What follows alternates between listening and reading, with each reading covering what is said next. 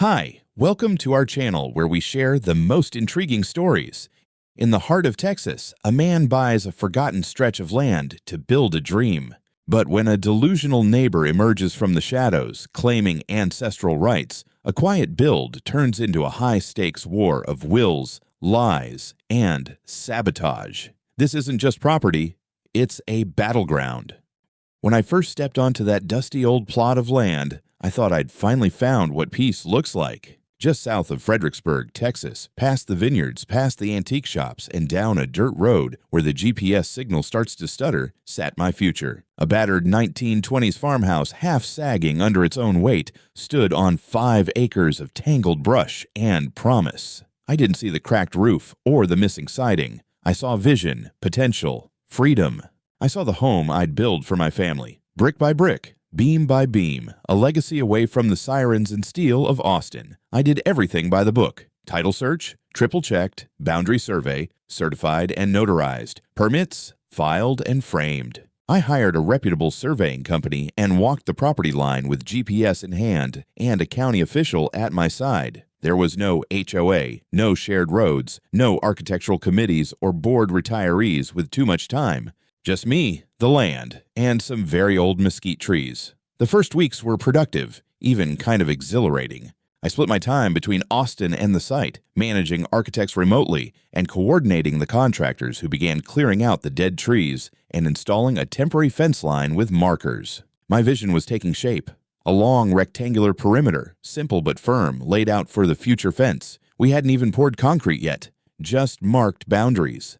That's when we met Wayne. Wayne Broadwell was, at first glance, a stock character from some forgotten Southern drama. A leathery man in his 60s with sun-scorched skin, white whiskers curling out from his jawline, and a perpetual squint that made him look like he was always about to say something profound or offensive, usually both. He introduced himself like a man giving a warning. Been walking these woods since Reagan was in office. Lot of folks get lost out here. Best to know where you are. My contractor told me about his first visit.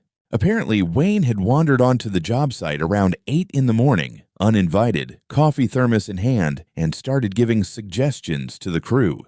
He pointed out a marker and said it was on his daddy's side of the land, claimed the old fence line from the 70s ran differently, and said they needed to pull it back some. When my guys ignored him politely, he just stood there for 20 minutes, muttering things like, "Damn shame what folks do to land that ain't theirs." At first, I shrugged it off. Every rural area's got someone like that, a self-appointed sheriff of the soil. I figured he was just testing boundaries, both literal and social. I had no interest in escalating. I even went to his property one day, about a quarter mile down the road, and introduced myself. He looked me over like I was a diseased stray and said, "You one of those internet architects?" I smiled and nodded. He snorted and walked away. A week later, one of my crew called me in a panic. I was on a Zoom call with clients when I saw the notification flash. "You need to come. That guy's back. He's throwing sticks and yelling about the fence." When I got there, Wayne was standing just beyond the south fence line, holding a long branch like it was a saber. My foreman looked exasperated. The fence posts, still raw wood freshly set, stood silently in place. Wayne pointed at them and shouted, "You can't put this here. This ain't your land." My daddy mowed this strip every summer for 50 years. I told him we had legal boundaries, GPS coordinates, and that the county had already confirmed them. He didn't care. "Paper don't mean squat," he spat. "You ever walk this ground? You ever feel it?" I almost laughed, but then he slammed his stick down across one of the corner posts and cracked it clean in two. I took a breath, then another. I told my team to stand down, not to engage. Wayne huffed off, muttering that we'd regret crossing him. I asked one of the guys to document the damage, just in case. Still, part of me hoped that was the end of it. But the next morning, someone had cut down 4 of the orange boundary flags we'd installed. The wooden stakes were snapped and scattered like kindling, and someone had spray-painted, "Stay off B." The rest of the message was lost in a smear of red. That's when I realized this wasn't just some cranky neighborly dispute. Wayne wasn't trying to clarify anything. He was staking a claim, emotional, delusional, or otherwise. And I had just become the villain in his twisted little western. What struck me most wasn't the aggression. I could handle aggression. It was the conviction, the way he looked at my contractors like they were invaders. The way he stared at me like I was stealing his past. And yet, not once did he produce a single document, not a plat map, not a deed. Just words, sweat, and a story about how his daddy once tied a rope swing, not 20 feet from here. We tightened security on site after that. I had a couple of motion lights set up on timers. One of the guys suggested we get trail cams, like for deer. Not a bad idea. My attorney, meanwhile, advised we start building a file. Photos, logs, timestamps. Don't engage, he said. Just document. You're in the right, but it smells like trouble. And trouble, it seemed, had only just walked through the gate. It didn't take long for Wayne to go from local nuisance to full-blown lunatic with a badge he forged in his own imagination. I wasn't even surprised when the sheriff's department showed up on my property for the first time. I was just pissed it took less than a week. It happened on a Wednesday morning. I was in Austin finishing up a site plan for a mid-century retrofit downtown when my phone started lighting up like a Christmas tree. Missed calls, voicemails, then a text from my contractor. Sheriff's deputy on site. Neighbor says we're on his land. Bring the docs. I dropped everything, grabbed the binder I kept for situations exactly like this. GPS survey, plat maps, recorded deeds, even high-res aerial overlays from the county's GIS portal, and drove the hour and change straight out there. When I pulled up, 2 sheriff's cruisers were parked half on the dirt road, half on my property. Wayne was already mid-rant, gesturing wildly at the temporary fence posts like they were part of some federal conspiracy. The deputy who approached me looked young enough to still be renting. Good posture, polite, clearly not thrilled to be stuck in the middle of a neighborly pissing match. "Sir, are you Mr. Harkness?" I nodded, keeping my voice calm. "Yes. Owner of record, all 5 acres. What's going on? Your neighbor filed a report claiming you've encroached on his property. Says you're building a fence several feet onto his land." Wayne cut in before I could even respond. "Not several. 15 feet. That fence is running through where I used to mow. You can't just steal what's not yours." I opened my binder and flipped to the county recorded plat. "Deputy, here's the original deed, survey certified by Vaughn and Curtis Land Surveyors, GPS coordinate logs, and the official recording with the county clerk's office." I watched his eyes skim the paperwork. He gave a small nod and handed it back. Looks in order to me." Wayne exploded. "You think paper means more than a man who's lived here 40 damn years? My daddy planted mesquites on that edge. That's family land." "Mr. Broadwell," the deputy said slowly, "I can't override recorded land titles. That's a civil matter. If you believe there's an error in the records, you can challenge it through the court." Wayne's face flushed red. He looked like he was about to stroke out from indignation. "That's what you're going with, that I should sue to protect what's mine. Some outsider comes in with city lawyers and steals your dirt, and you say, 'Take it to court?'" The deputy kept his voice even. "That's exactly what I'm saying, sir." Wayne didn't say another word. He just stood there, breathing heavy, and then stormed off toward his truck, kicking up a cloud of caliche dust as he peeled away. The deputy turned to me with a weary shrug. "I'll write up the report, but there's nothing criminal here. If he keeps coming around, let us know, especially if there's any threats or damage." I thanked him, shook his hand, and waited until they pulled off. Then I looked around. My contractors had paused work during the whole episode. A couple of them were just staring into the trees, like maybe Wayne was going to pop back out with a shotgun and some frontier justice. I told them to take lunch, regroup, and that I'd handle it. That night, I couldn't shake the unease, not because the sheriff doubted me. He didn't, but because Wayne wasn't operating on logic. He didn't care about records or legal lines. His argument was rooted in folklore, feelings, and phantom lawnmower paths from decades past. Still, I thought maybe this was the worst of it. He'd had his tantrum, made his stand, got his sheriff's cameo. Maybe he'd go sulk in his recliner with a bottle of Coors and some bootleg John Wayne DVD. That illusion shattered fast. The next morning, I arrived to find 4 of our freshly set corner posts pulled up and thrown into the creek bed, their concrete footings smashed with what looked like a sledgehammer. Someone, and I didn't need a DNA test to guess who, had scrawled, "You will not win" on one of the sawhorses in black spray paint. No camera caught it. I hadn't installed anything beyond motion lights yet. Lesson learned. We documented the damage. Filed a police report. I called my attorney. He wasn't surprised. "Start building your case. This isn't about a boundary. This guy's challenging your right to exist out there. That weekend, I went to the local hardware store and bought 6 game cameras. Infrared, motion activated, waterproof. I wasn't just protecting lumber anymore, I was preparing for escalation. The final straw of the week came in the form of a community whisper campaign. I stopped at the diner on Highway 16 to grab coffee, and the waitress, a sweet older woman named Jan, gave me a strange look as she filled my cup. "You the architect building out near Hollow Creek?" "Yeah, that's me." She hesitated. "You know, folks say you're trying to run an old man off his land." I blinked. "What?" She leaned in, whispered, "Wayne told people you're claiming land that's part of his family's heritage, that he asked you kindly to stay off it, and you sent lawyers after him. Said you're trying to build some development." I nearly choked on my coffee. "Jesus, I'm building a single home for my wife and kid." Jan gave a sympathetic look, but didn't say more. The message was clear, though. Wayne wasn't just fighting me in person. He was fighting me in the court of public opinion, one plate of chicken fried steak at a time. I left a generous tip and drove back to the site in silence, already plotting my next move. I didn't think the old bastard would actually follow through. I figured the cop visit was Wayne's big play. Throw a tantrum, call in the sheriff, try to scare me off. But no. A week after the fence post smashing and diner gossip campaign, I received a bright white envelope from the Gillespie County Clerk's office. It wasn't junk mail, it was a summons. Wayne was suing me. The lawsuit was written like someone had dictated it straight from a bar stool. It claimed that part of my lot, specifically the southwest corner, where we'd been working on grading for drainage, overlapped with what Wayne described as ancestral land belonging to the Broadwell family, dating back prior to formal cadastral mapping. There were attachments. I flipped through them with disbelief morphing into amusement, then boiling into fury. First, there was a scanned, hand-drawn map, yellowed artificially with a sketched fence line labeled Dad's Mow Path. Then a letter from his grandfather, written in looping cursive that looked suspiciously like modern handwriting and conveniently referenced a gentleman's agreement never recorded but honored among men.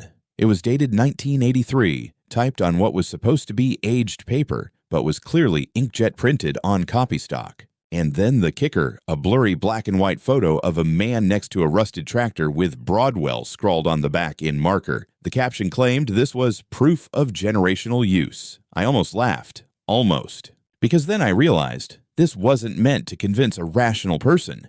This was for a judge who might sympathize with old Texas roots. This was about narrative, not truth. I called my lawyer, Mark, and drove straight to his office. I dumped the documents on his desk like I was dropping off a crime scene. He picked them up one at a time, flipped through them, and let out a low whistle. "You've got to be kidding me," he muttered.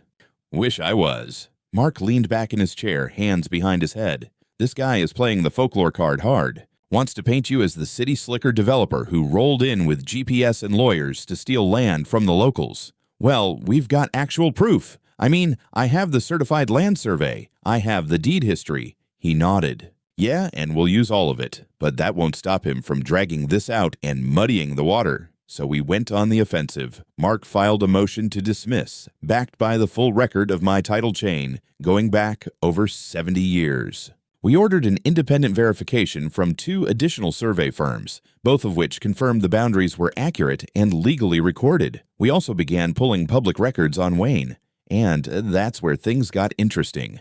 Turns out, Wayne Broadwell had never actually recorded ownership of his own land in his name. His residence was still registered under a woman named Evelyn Sanders, born in the 1930s, currently listed in hospice care in Austin. Digging further, we discovered that Wayne's full legal name was Wayne Rivers. Broadwell was his mother's maiden name, which he'd apparently used interchangeably over the years. So this self-declared land protector wasn't just staking a claim based on nostalgia. He was asserting legal ownership of land while squatting on property not even legally his. I didn't say a word to him. No confrontation. I didn't need to. Mark and I quietly built our case, adding every scrap of verifiable data we could find. We submitted requests for satellite imagery to confirm land use history. We even found an old planning map from 1995 showing the exact lot boundaries unchanged from today's configuration. No mysterious shifts, no missing parcels. Meanwhile, Wayne doubled down on the showmanship. One of my guys spotted him handing out photocopied flyers at the local gas station. They had a grainy image of my face, pulled from my company website, next to bold red text, "Stop the land grab. Out-of-town developer steals from Texas families." There was even a QR code leading to a janky website, one page, Comic Sans font, auto-playing country music, and a rambling statement from Wayne about inherited blood rights. It read like the manifesto of a man who lost a game of Monopoly and blamed the IRS. But the thing that rattled me most was the reaction from some of the locals. I overheard a clerk at the hardware store mutter something under his breath as I paid for bolts.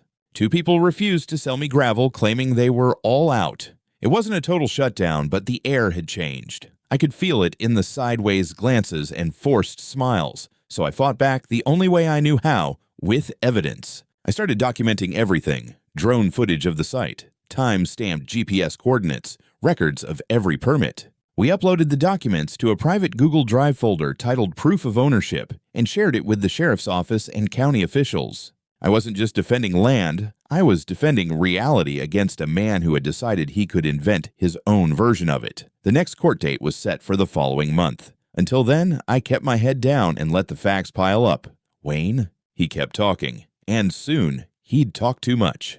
It was a Friday afternoon when the second 911 call came in. Not to me, to dispatch. I didn't even know about it until 3 sheriff's units rolled up to my build site like I was holding hostages behind drywall. I was standing by the newly framed foundation with my lead contractor going over pier placement when I saw the cruisers kicking up dust in the distance. The sight of them, again, made my stomach drop. This wasn't a welfare check. 3 cars meant something bad or something stupid, and knowing Wayne, it was probably both. The officers came out fast, hands on belts, eyes scanning the area. One of them approached me, while another started talking to my crew, and the third, a sergeant by the looks of him, headed toward the property edge where Wayne stood puffed up like a pissed-off mall security guard. His truck was parked at an angle with the driver's door still open, hazard lights blinking like an accusation. "Sir," the officer in front of me said, "we received a call about an alleged assault with a weapon. You matched the description of the individual named in the report." I blinked. "Assault?" "Yes, sir. Your neighbor claims you threatened him with a shovel. Said you told him, and I quote, 'You'll be buried right here if you step onto my land again.' It would have been hilarious if it wasn't so serious. A false accusation of violent threat, that wasn't just a neighbor spat anymore. That was felony-level territory, if believed. I didn't say a word. I just reached into my pocket, pulled out my phone, and opened the Nest app. I had installed a motion-activated camera just 3 days prior, mounted above the front porch. It didn't cover the whole property, but it had caught me. That morning, sitting on the porch for over an hour with my coffee, a pencil, and a sketch pad. The timestamp overlapped exactly with Wayne's alleged assault. I handed the phone to the officer. "You might want to take a look." He did. His eyebrows lifted slowly as he watched the footage. He turned the screen to show the sergeant who had just finished hearing Wayne's side of the story, apparently delivered with Shakespearean intensity. The sergeant watched for 30 seconds, then turned toward Wayne. "Mr. Broadwell," he said sharply, "this footage contradicts your statement entirely. At the time you claimed Mr. Harkness assaulted you, he was seated at least 100 feet away, with no weapon in sight." Wayne's mouth twitched. "That camera doesn't show what happened when he came down. It doesn't cover the west side. He came down later. You just didn't see it. The sergeant didn't buy it. You called in a felony assault report with a weapon, Mr. Broadwell, and you provided a timeline that does not match observable evidence. That's a serious issue." Wayne's eyes darted between the officers like a kid caught shoplifting. "So what? Now you're on his side. You think his little city camera means he's clean?" "No," the sergeant said calmly. "But I think we have enough to document a false report, and you're on notice for interfering with an ongoing construction site." Wayne backed off, but not before muttering something under his breath that sounded like a mix between a curse and a folk spell. The officer stayed on site for another 20 minutes, took statements, copied my footage, and warned Wayne to stay clear of the property until court proceedings were over. As they left, one of the younger deputies pulled me aside. "You ever think about getting more cameras? I'd suggest the good kind, with cloud backups. This guy's escalating." No shit. That night, I reviewed the footage again, just to burn the absurdity into my brain. Me, coffee, sketchpad, absolute stillness. And meanwhile, Wayne had marched up to the county with a story about shovels and shallow graves. The next morning, my inbox had 3 emails with subject lines like "new comment on your company Facebook page" and "suspicious review left on Yelp." I clicked through and found, surprise, 1-star reviews calling me a violent land thief, aggressive outsider, and someone who uses threats to silence locals. No names attached, no real detail, just slander. I didn't bother replying. I just forwarded everything to Mark. He called me within an hour. "You want the good news or the bad?" Hit me. Good news. We've got enough now to build a full narrative of harassment, including video evidence of a false police report. This plays very well in court.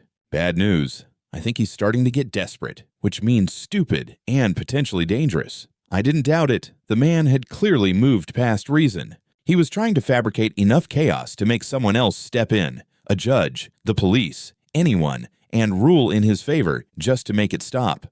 But I wasn't going anywhere. That weekend, I drove to San Antonio and dropped nearly $2,000 on a new camera system with 4K resolution night vision solar backup and multi-point cloud storage. I installed 4 units around the property, including 2 pointed toward Wayne's line. I also set up an automatic alert system. Anytime there was movement near the edge of my property, I'd get a ping.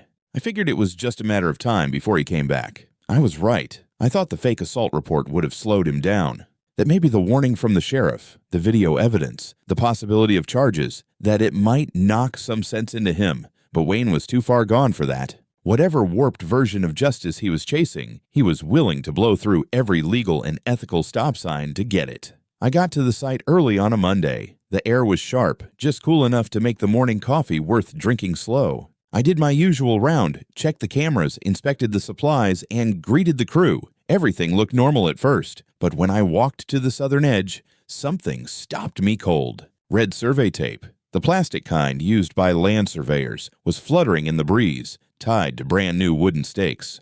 They ran in a crooked, jagged line across the lower third of my lot, cutting straight through the area where we'd just poured the footings for the utility shed. A small plastic sign dangled from one of the stakes. Disputed zone, property of the Broadwell family. Do not enter. I froze. Not out of fear, out of disbelief. It was like stepping into a low-budget reenactment of a land war in some banana republic. Except this was Central Texas, and I was supposed to be the one with the deed. I followed the line of stakes and found the culprit at work in a bright orange vest, tapping into a tablet with one hand while adjusting a laser tripod with the other. He was maybe 30, wiry, wearing cheap tactical sunglasses and a badge that said Central Southwestern Land Integrity Division. That sounded impressive until I realized there was no such division in the state or anywhere. "Hey," I called out. "Who authorized you to mark this property?" He didn't even look up. "I've been hired to verify the true boundary line on behalf of the client." "And who's the client?" He looked at me like I was an idiot. "Mr. Broadwell, of course." I laughed once, bitter and sharp. "You got a license, cowboy?" He paused, then handed me a laminated card clipped to his vest. It looked like something printed off Kinko's and laminated in a middle school project. No state seal, no license number, just a name, Trevor Griggs, and the title Independent Land Authority, Region 4. I took a photo of it with my phone. "You realize this is illegal trespassing, right?" "Not if the land's in dispute." "Dispute or not, this is private property, and you've got no legal authority to be here." He shrugged. "Just doing my job, man. Boundaries are more fluid than people think." "Not in court, they're not." I called the sheriff on the spot. 20 minutes later, 2 deputies arrived, and within 5 more, Trevor Griggs was in cuffs. Turns out, he had no surveying license, no registration, no liability insurance, nothing. The badge was fake, the organization didn't exist, and the GPS app he was using was just a basic topography viewer downloaded from the Play Store. But the best part came when one of the deputies confiscated his tablet and opened the saved map. It showed my property lines, imported from a free GIS source with a fake boundary drawn over it in red, labeled Corrected Claim, per verbal family history. Trevor didn't resist. In fact, he seemed almost amused. Said he was just helping out an old friend. Claimed Wayne told him this was just an informal survey to prove a point. When asked why he placed warning signs and flagged the zone, he said, "Wayne said it might help him in court to show the line in public. It was theater. Delusional, unauthorized theater. And it was now evidence. The deputies took statements, photographed every stake, collected the fake badge, and hauled Trevor off to the station. I made sure to get copies of everything, then called Mark. He was thrilled. "This is gold," he said. "You've got physical evidence of unauthorized entry, impersonation of a licensed professional, and falsification of property boundaries. This isn't just harassment anymore. This is attempted land fraud." Mark filed a new incident report with the county and attached it to the ongoing civil case. He also submitted a formal notice of trespass and property vandalism against both Wayne and his contractor, and he began drafting a request for a restraining order, which would prohibit Wayne or any of his affiliates from entering or marking my land. That night, I checked the footage again. Every angle, every stake, every slow motion of Trevor hammering the earth like he was carving his initials into history. Then I did something I'd been meaning to do for weeks. I built a web page. Just a simple landing page titled, "What's Really Happening at Hollow Creek Road." On it, I uploaded the certified survey, the deed, a timeline of events, and drone footage showing the actual property lines. I didn't name Wayne, but I outlined every false claim and every piece of evidence we had disproving them. I left comments off. I didn't want a debate. I just wanted the truth out there. Somewhere Wayne's flyers and bullshit couldn't twist it. By morning, the site had over 200 views. By that weekend, it had crossed 1,000. And somewhere out there, Wayne was probably staring at another empty patch of dirt, wondering why his imaginary empire kept shrinking. After Trevor's arrest, I expected Wayne to vanish for a while, maybe lick his wounds, consult whatever conspiracy blog he got his fake land maps from, and rethink his strategy. But I underestimated the power of wounded ego and rural legend. The man didn't retreat. He reloaded. It started subtle. A few passive-aggressive gestures. Someone parked a pickup outside my property line every evening, engine idling, never stepping out, just watching. Contractors found their tires mysteriously deflating overnight. Orange construction netting went missing. It wasn't enough to call the cops again. Not yet. But it was enough to make everyone tense. Then the flyers started showing up. First on windshields at the local post office, then slipped under doors at the hardware store. I found one stuffed inside a bag of screws I picked up in town. Same formula, grainy image of my face from my website, next to huge red letters. "Beware, outsider developer destroying community heritage." Beneath that, a rambling manifesto from Wayne claiming I had falsified documents, bribed county officials, and was attempting to evict an elderly land steward from historic family soil. There was even a new website, poorly designed, all caps, with yellow text on a black background like a hacker page from the 90s. One page, just a scanned letter from Wayne's grandfather again, now digitally verified by some made-up group called Texan Airship Defense League. But then it got theatrical. One morning, I showed up to the site to find a tripod-mounted camera pointed directly at my build area. Behind it stood a guy in a flannel shirt and fishing vest, holding a mic like he was filming a documentary. He had one of those handheld camcorders you only see in pawn shops and bad weddings. "Excuse me," I said, approaching cautiously. "Can I help you?" He smiled without warmth. "Name's Rick. I'm a freelance journalist documenting local land abuse cases." "Freelance for who?" "For the truth," he said, dead serious. Behind him, Wayne leaned against a tree, arms crossed, looking like a proud stage mom watching her kid perform Hamlet. I stepped back. "You're trespassing." Rick turned the camera toward me. "Care to comment on the illegal seizure of heritage land and the reported threats against senior citizens?" I looked into the lens. "Sure. My comment is, get the hell off my land before I call the sheriff." Wayne piped up. "He's got the right. This is a public dispute. Transparency's the law." "No, Wayne, your fantasy is not the law. And neither is YouTube." They didn't move, so I walked away, called the sheriff, and by the time deputies arrived, the journalist had already packed up. But he left a business card. Rick Forrester, Independent Truth Syndicate. A search turned up no credentials, no news outlet, nothing. The guy had posted one video 2 days later, a heavily edited 10-minute mess titled "Developer Threatens Elder Texan Over Land Battle," featuring a slowed-down clip of me pointing toward the tripod while he dubbed in ominous music. The video gained a few hundred views, Comments poured in, mostly bots and burner accounts parroting lines like "Outsiders always ruin history" and "Fight for your roots, Wayne." It was laughable until I started getting emails.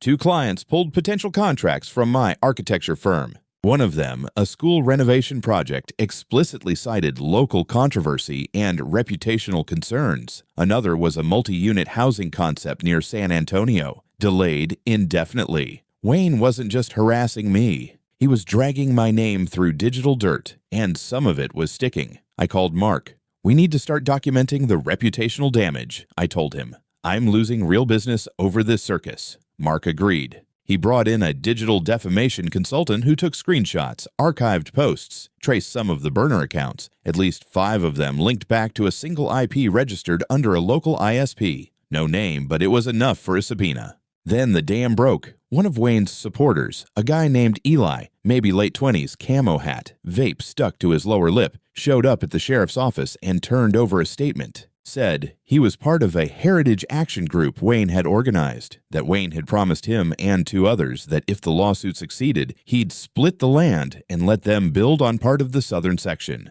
He said it was all but guaranteed, Eli wrote. He just needed people to help put pressure on the outsider, posters, footage, maybe shake the guy up a bit. He said it would never go to court. Eli had panicked after hearing Trevor might face criminal charges for impersonating a surveyor. He didn't want to be next. Mark received a copy of the statement directly from the county. It was enough to amend our legal approach. Now we were building a case for organized harassment with civil conspiracy intent. And that meant Wayne wasn't just a cranky old man anymore. He was a liability. To himself, to everyone helping him, and to anyone too dumb to realize he'd turned his delusion into a recruitment campaign. The next morning, we filed motions for both an emergency restraining order and a defamation counterclaim citing lost income, reputational damage, and digital targeting. Wayne's flyers and fake video had now crossed into provable legal harm, and just for good measure, I printed one of those flyers, framed it, and hung it in the temporary site office with a sticky note. Wayne's greatest hit, brought to you by lies, spray paint, and Wi-Fi. The crew loved it. The courtroom was colder than I expected, not temperature-wise, just sterile. Pale beige walls, wood veneer furniture, those stackable chairs designed to make your spine hate you within 20 minutes. I'd been in modern courtrooms before, usually for zoning appeals or permit hearings, but this felt different. This time, I wasn't here as a professional. I was here as a man defending his sanity. Wayne sat 2 rows ahead, stiff as a corpse in a tie that didn't fit. He wasn't alone. One of his heritage action flunkies, the vape guy, Eli, sat behind him, avoiding my eyes. Another local I recognized from the flyer circuit sat beside him, arms crossed, jaw clenched like he'd been coached not to speak. Mark was next to me, calm, focused, his briefcase full of every shred of documentation we'd spent the last month collecting, certified surveys, GPS logs, deed chains, expert opinions, drone footage, and, of course, screenshots and statements, including Eli's. Judge Manning entered, a tall woman in her 60s with a resting expression that said, "I do not suffer fools, nor will I pretend to." The case was called Broadwell vs. Harkness, Land Boundary Dispute, Civil Claim. Wayne's attorney, a local guy with more charm than merit, opened with a statement that felt like it was written for a TV show about dying traditions. He spoke of family, heritage, unofficial lines respected by time, and the urban aggression of modern development. Mark stood. No theatrics, just hard facts. He presented 3 certified surveys from independent firms, all confirming my boundary matched the legal records on file. He showed drone footage mapping our fence posts perfectly within those lines. He submitted Wayne's flyers, the defamatory website, and screenshots from the fake documentary video. Then he dropped the hammer, the statement from Eli. The judge read it silently, one eyebrow twitching slightly. "And Mr. Broadwell is aware of this." Mark nodded. "Your Honor, this demonstrates not only intent to deceive, but a coordinated attempt to harass and defame my client for financial and reputational gain." Wayne's lawyer stammered something about community organizing, but the judge wasn't having it. "I don't care if he formed a book club," she said. "What I see is evidence of trespassing, false boundary claims, impersonation of a licensed professional, and what appears to be a media stunt designed to distort legal perception." Then it got worse for Wayne. We called the surveyor from Vaughn and Curtis, a quiet bearded guy named Ben, who calmly explained how they had surveyed the property using RTK GPS, accurate within a centimeter, and that Wayne's claims were geographically and legally impossible. Next up was the county records clerk. She confirmed that Wayne's so-called airship documents, the yellowed map, the typewritten letter, and the grandfather's will, had never been filed and were not recognized in any official capacity. Furthermore, the letter had been printed on modern office stock, and forensic review revealed inkjet printer ink, not ribbon or typewriter impression. Mark laid it out plainly. Not only are the documents forged, but they were created with the intent to influence a legal decision. That constitutes fraud, Your Honor. Wayne's face was a wax mask. No emotion, just locked jaw, glassy eyes. When the judge asked if he wished to respond directly, he stood, cleared his throat, and delivered what I can only describe as a monologue. My family worked this land long before the GPS and computers came in. My daddy mowed that line. My granddaddy rode it on horseback. This outsider with his digital maps and money thinks he can erase that. The courtroom was dead silent. Even the AC seemed to stop. The judge looked at him for a long time. Mr.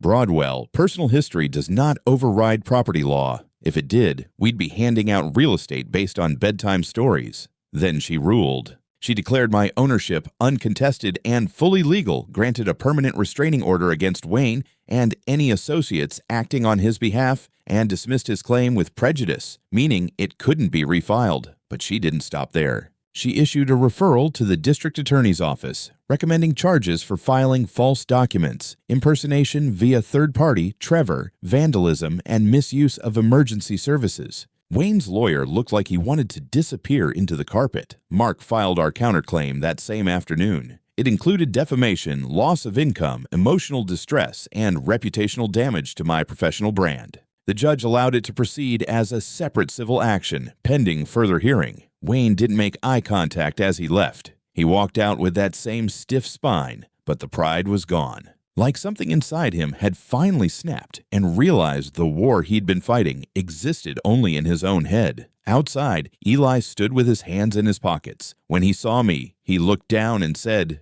"He told us we'd each get a slice. Said he had a plan." "You almost got charged for trespassing and conspiracy," I said. "That was the plan." He nodded slowly and walked away. The sun was high by then. My truck was hot inside, but I didn't mind. For the first time in months, I felt like gravity had eased. Not completely. Not yet. But enough to exhale. Mark climbed in the passenger side, flipping through his notes. "We're not done," he said, grinning. "But we just broke the spine of their fairy tale. After the ruling, things went quiet. Not immediately, but like a fire dying out after the last gust of wind. There were a few embers left to stomp out, but the heat was gone. The next few weeks were paperwork, follow-ups, and legal wrap-up. But emotionally, I was already moving on. The county DA opened an investigation into Wayne's actions. I wasn't involved beyond submitting evidence, but Mark kept me updated. Trevor, the fake surveyor, agreed to cooperate in exchange for leniency. He admitted, in writing, that Wayne told him the entire boundary correction was meant to send a message and that the fake agency credentials were just for show.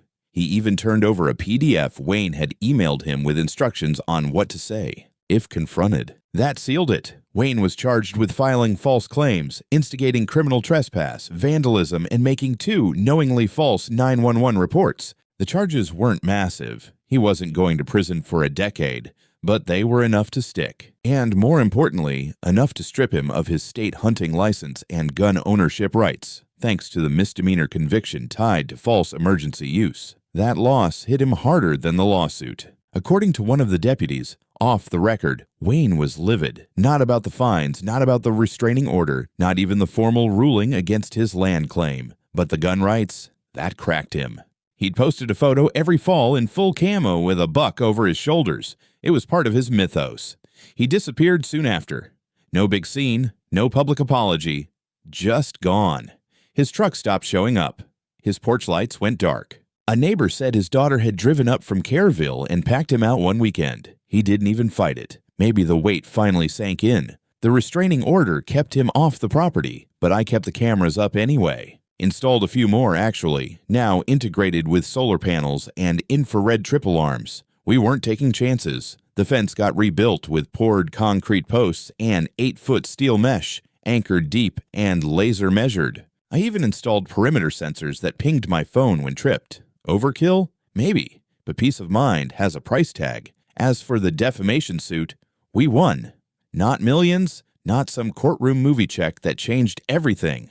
But enough. Enough to cover lost business, legal costs, and pain in the ass tax. Wayne never showed to fight it. A default judgment. The court ordered asset garnishment, but there wasn't much to take. His estate was a half-finished ranch house and a reputation burned beyond salvage. Ironically, it wasn't just about the money, it was about the record. That somewhere in the system, next to the lawsuits he filed, now sat the counterclaim. Proven, validated, stamped. The funny thing, once it was over, people started reaching out.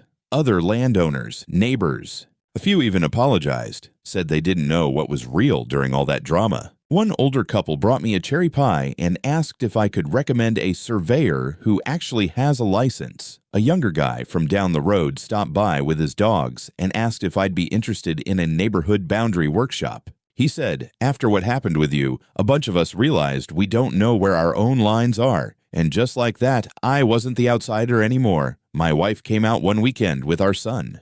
We walked the land together, past the completed fencing, the new tree saplings, the foundation where the porch would go. My son pointed to a small wooden sign I'd hung at the entrance, something I'd carved myself out of cedar.